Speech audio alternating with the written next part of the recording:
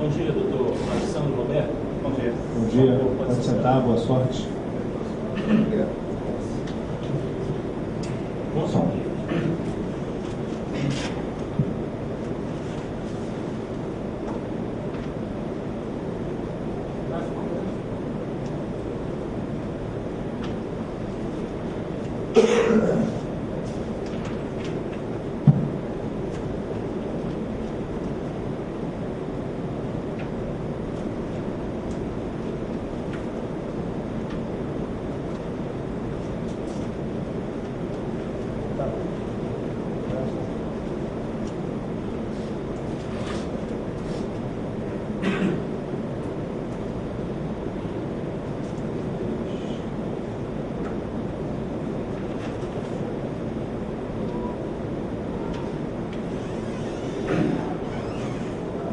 Tudo bem? Tudo bom. O que é a tentativa? A tentativa, Excelência, também conhecida como CONATOS, tem a natureza jurídica de norma de extensão e ela é o uso de uma ficção jurídica para que o dolo seja devidamente imputado. Se não houvesse o instituto da tentativa, crimes materiais, por exemplo, com ausência de resultado, eles permaneceriam impunes.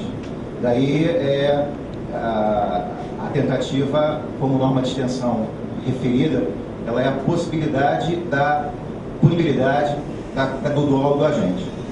Mas o que é a tentativa? Não o conceito de tentativa. Tentativa ocorre quando o agente... Eu não quero saber quando ocorre a tentativa. Eu quero saber qual é o conceito de tentativa. Um exemplo, o conceito, É um conceito. Você sabe o conceito? a definição dele.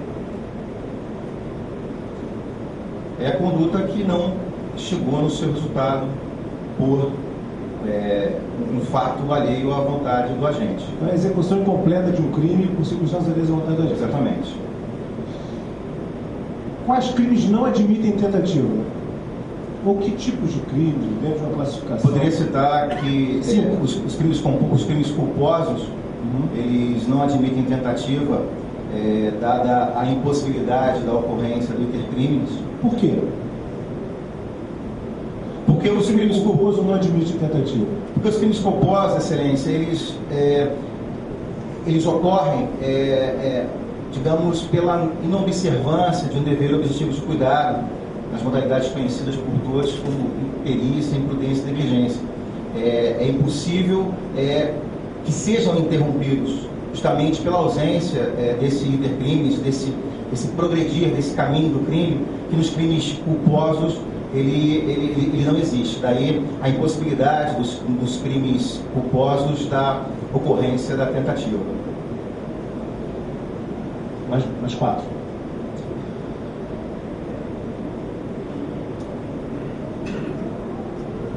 Excelência, não me recordo do momento. Cabe tentativa de contravenção?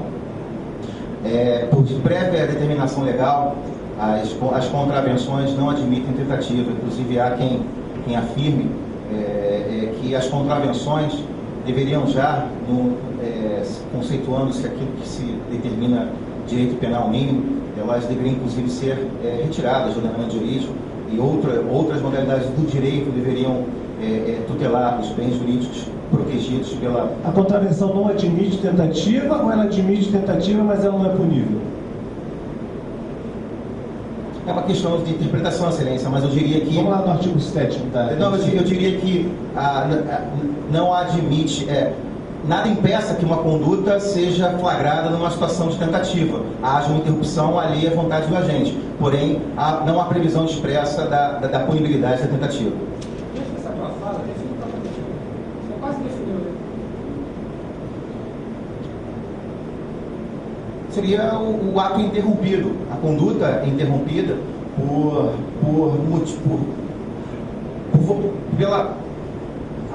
perdão, Excelência. A conduta interrompida por fato que não se insere na capacidade volitiva do agente, algo que me foge.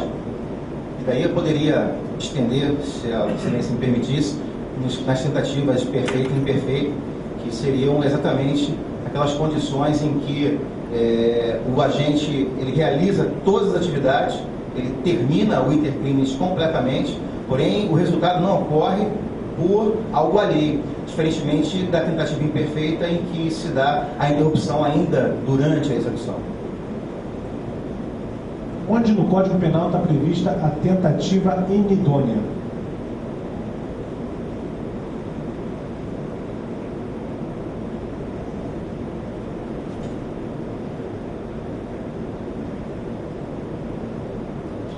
Se eu me recordo, Excelência, a tentativa inidônea, ela seria o momento em que, exatamente,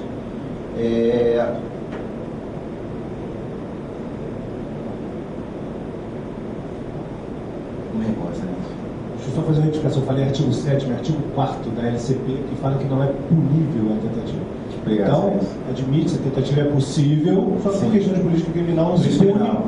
porque a contravenção é um crime anão. Então você vai punir a tentativa de um crime anão, é praticamente sem punir nada, entendeu? É o delito inane do direito italiano. Obrigado, Excelência. Tudo bom? Tudo bem, professor? Bom dia. Bom dia. Vamos lá. Você falou que a tentativa era uma ficção através da qual se tornava possível, que não seria, o dolo, a punição, né, do dolo, da vontade. Em estando prevista a possibilidade de tentativa, o dolo, toda a situação de dolo, de vontade, de prática, de delito, se torna punível? Falando isso em termos teóricos, utilizando aí o Ferraioli, você conhece a ideia de direito à perversão? O que significa o direito à perversão? Não, Excelência. Eu, por exemplo, olho uma menina bonita na rua, sei que ela não quer nada comigo, eu vou lá e agarro ela. Penso, imagino, tenho vontade de agarrar ela à força. Sim. Tá? Caminho até ela com essa vontade. E essa vontade passa, eu não exteriorizo através de um ato vedado. Você continua mantendo esse conceito teu de uma ficção através do qual se pune o dolo do agente? Entendi a sua colocação, Excelência, no sentido que apenas o dolo enquanto vontade, enquanto elemento subjetivo da gente. Sobre a tua ideia de ficção aí, porque na realidade você tem a exteriorização de uma conduta. Verdade. A consumação é que não se dá por motivo alheio. Exato. Então eu retifico, não se trata necessariamente de uma ficção. Eu Existe esse retifico. direito à perversão. Você pode ser pervertido, Sim. pode ser racista. Você só não Exatamente. pode exteriorizar atos Exatamente. racistas. Concordo com a Excelência. Vamos lá então. Queria que você falasse. Qual foi o ponto 3, né? Ponto 3. Né? Você falasse um pouquinho da diferença entre bem jurídico e objeto da conduta. Será que existe diferença? O bem jurídico, eles seriam aquela universalidade de bens materiais e imateriais que, por mera questão de política criminal, por mera questão de um desejo momentâneo e pontual das maiorias legislativas, que não necessariamente significam que deveriam ser tutelados, o ordenamento jurídico pune de uma forma mais gravosa e se utiliza de sanções, além de coercitivas, mas também restritoras da liberdade individual do agente. Diferentemente, o objeto jurídico, ele se insere naquele conceito do crime impossível, em que a gente afirma sobre a idoneidade ou a inidoneidade do objeto, e que ele se insere diretamente naquela situação, naquele objeto ou naquele agente que recebe diretamente a conduta do crime. Vamos concretizar então. O furto subtraiu um relógio aqui do presidente da banca. Pois não. Qual o bem jurídico violado e qual é o objeto da conduta? O bem jurídico violado é o patrimônio público e o objeto é o propriamente o relógio, que configura como a coisa alheia móvel, elemento típico do furto. Então, só para fechar então, você está lá, hoje você já é delegado de Polícia Civil do Estado do Rio de Janeiro, você está lá no seu gabinete e chega uma petição lá de um advogado dizendo que aquilo que foi atribuído ao cliente dele, foi imputado ao cliente dele, imputado garantia transitiva, se atribui uma conduta a alguém, aquilo que foi atribuído ao cliente dele não pode ser tida como uma conduta, porque hoje em dia se adota o conceito de conduta a partir da teoria do Habermas, do agir comunicativo. Como você se manifestaria? O que você despacharia ali? O que você diria sobre essa teoria da conduta a partir do agir comunicativo habermasiano?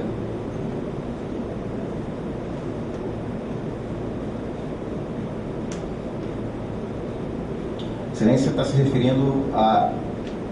Várias teorias da conduta. Tem uma teoria da conduta que a partir de um autor alemão chamado Habermas, que é... Habermas. Exatamente. Que é a teoria do agir comunicativo, e se transfere isso para a teoria da conduta penal. Isso é trabalhado aqui no Brasil por vários autores, o Jardim Prado, o Cláudio Brandão, etc. Você tem ideia? Também se não tiver, não tem problema. Não tem ideia, E recentemente também fiquei curioso para saber. Entendo. Posição. Pois não. Então eu vou substituir essa pergunta para você falar um pouquinho sobre direito penal simbólico e proteção de bens jurídicos. Perfeitamente, Excelência. O direito penal simbólico é aquilo que ordinariamente se considera como aquilo que o direito anglo-saxão determina como law and order, seria aquilo que é chamado aqui no Brasil a legislação penal de emergência ou o direito penal máximo, que se antepõe, que se opõe ao direito penal mínimo.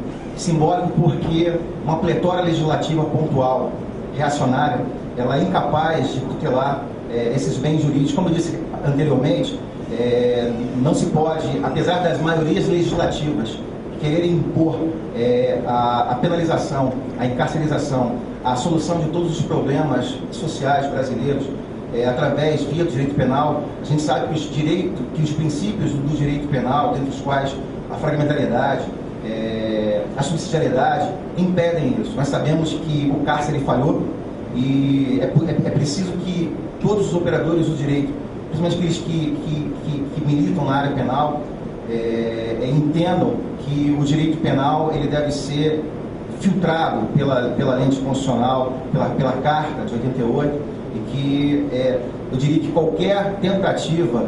Finalizar, junta isso com a teoria do bem jurídico, proteção do bem jurídico. Eu diria o seguinte, que um autor que entende diversamente, como Gunther Jacobs, ele vai dizer exatamente que, na verdade, a função do direito penal não é proteger os bens jurídicos, mas proteger o próprio direito penal, manter o status quo. Não, eu discordo, Excelência. Eu discordo, eu acho que o direito penal ele deve sim proteger bens jurídicos, mas apenas os mais importantes, aqueles que realmente merecem a tutela penal.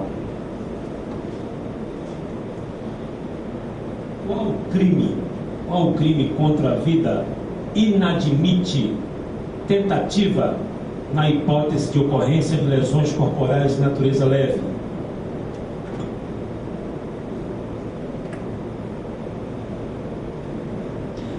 Exatamente, Excelência. A gente está se referindo aos crimes de auxílio, participação, induzimento ao suicídio, em que, por uma questão de política criminal, em havendo apenas a existência de lesões corporais de natureza leve, a gente estaria diante de um diferente penal. Apenas o agente, o participante desse crime, ou melhor, o agente do crime de suicídio, ele apenas responderia pela tentativa se tratasse de lesões graves.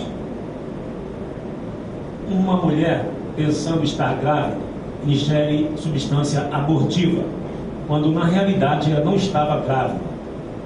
Como a doutrina trata esse tipo de comportamento? Define esse tipo de comportamento? Excelência, a doutrina entende se tratar de crime impossível por absoluta impropriedade do objeto, ou seja, havendo a inexistência do sujeito passivo do crime de aborto, não há que se falar em crime, trata-se da hipótese de crime impossível. Um travesti famoso da orla carioca, todas as noites perturba vários transeuntes, de modo que a polícia militar leva este travesti, quanto mais nessa atividade, para a delegacia, juntamente com outras prostitutas que lá estavam juntos, para a delegacia. Qual o seu procedimento diante desta condução do travesti e das prostitutas para a delegacia, há alguma infração penal? A gente sabe que, se tratando de crimes contra os costumes, ou mais recentemente de crimes contra a dignidade sexual, a gente sabe, é sabido por todos, que a prática da prostituição se constitui indiferente penal. Eu acredito que a autoridade policial, em assim desejando, mas quero deixar claro que entenderia ainda assim uma atitude extremamente simbólica, para usar o termo do professor Casara, eu entendo que alguma contravenção penal, como perturbação do trabalho, cego alheio, até poderiam ser imputadas ao travesti, porém a prática da prostituição, justamente pela sua característica de diferente penal, como autoridade policial, eu não não lavraria esse termo circunstancial de ocorrência, né? E qual o seu entendimento acerca da contravenção da vadiagem, esculpida no artigo 59 do decreto-lei? Eu diria que é um dos exemplos mais claros, mais patentes, daquilo que o professor Casara costuma chamar da interpretação retrospectiva. A gente, diante de um Estado famélico, a gente, diante de um Estado que não provê emprego, renda, salário justo a toda uma gama de uma população, seria reacionário demais utilizar-se de um vetusto artigo, a lei das contravenções penais, para que eu imputasse ao agente a conduta de alguém que, encontrando-se na sua privacidade, na sua dignidade, no seu direito de estar sozinho, como os anglo-saxões chamam right to be alone, seria impossível essa conduta. Eu entendo que o artigo que tipifica a vadiagem não foi recepcionado pela nova ordem constitucional. Sim, como as excelências sabem, o direito penal do autor, segundo o seu, digamos, apóstolo, Gunther Jacobs, ele é um direito que nasceu com uma resposta a completo pavor dos estados economicamente mais poderosos diante do terrorismo. Então, a gente pega Desculpa, excelência. O direito penal do autor exatamente é aquele direito em que se não vislumbra o fato cometido, mas se vislumbra as naturezas subjetivas, como reincidência, como vida passada, fazendo com que o juiz seja, digamos, alguém que, contrariamente ao sistema acusatório, devesse perquirir esses elementos que permanecem na esfera da individualidade do indivíduo. O sujeito já foi condenado por furto. Depois de ser condenado, tendo cumprido pena, ele é abordado na rua, já que ele é condenado, as pessoas sabem que ele foi condenado. Então a polícia vive dando incerta nele. E numa dessas incertas encontra com ele uma chave micha. Ele pratica alguma infração penal? Mais uma vez nós retornamos a vetusta lei de contravenções penais, em que prevê aquilo que a doutrina chama de crime de empreendimento. Ou seja, apenas o simples fato de andar com apetrechos, com materiais que poderiam ensejar crime, poderia tipificá-lo. Como eu já disse às excelências, eu entendo que toda a lei de contravenções penais, ela não foi recepcionada pela nova ordem constitucional, à luz de todos os direitos fundamentais esculpidos na Carta de 88. Mas isso é furto tentado ou isso é alguma infração específica? Seria excelência, não me recordo do nome. O código está para acessar. Consulta o código. Pois não, eu não me recordo exatamente do nome Iuris, mas eu posso afirmar para a excelência que se trata de uma contravenção penal de possuir apetrechos, chaves micha, exatamente. Deixa eu, se a excelência me permitir.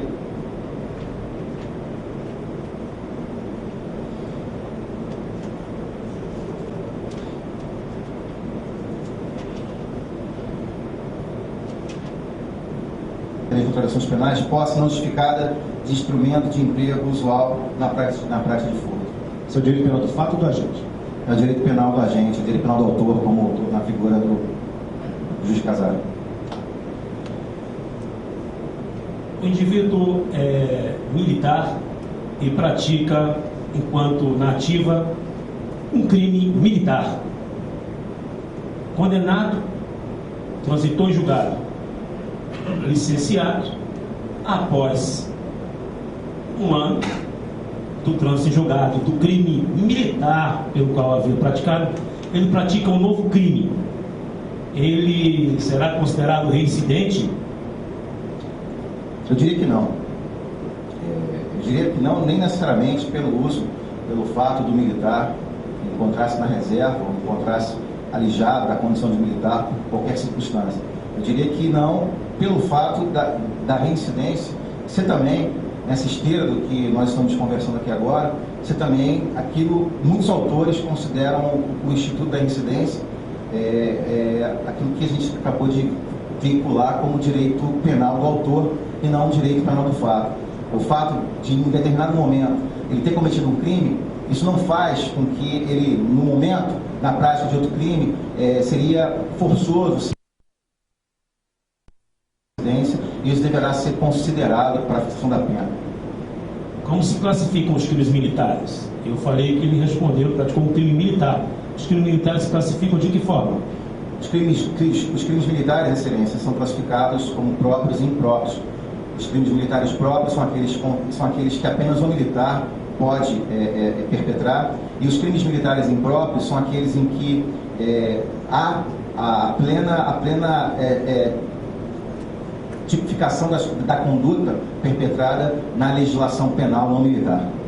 Então, é todo e qualquer crime militar que pode configurar reincidência?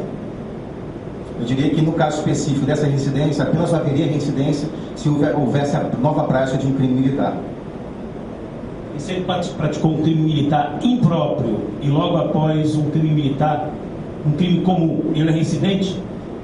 Seria reincidente se o crime militar impróprio e o crime que ele comete quando da reserva fossem o mesmo crime, poderia falar da reincidência, sim, nesse caso específico. E se ele pratica um crime militar próprio, desertou, e depois pratica um crime de furto, transitado e julgado o crime de deserção, ele é reincidente? Não, diria que não, Excelência. Obrigado, boa sorte. Muito obrigado.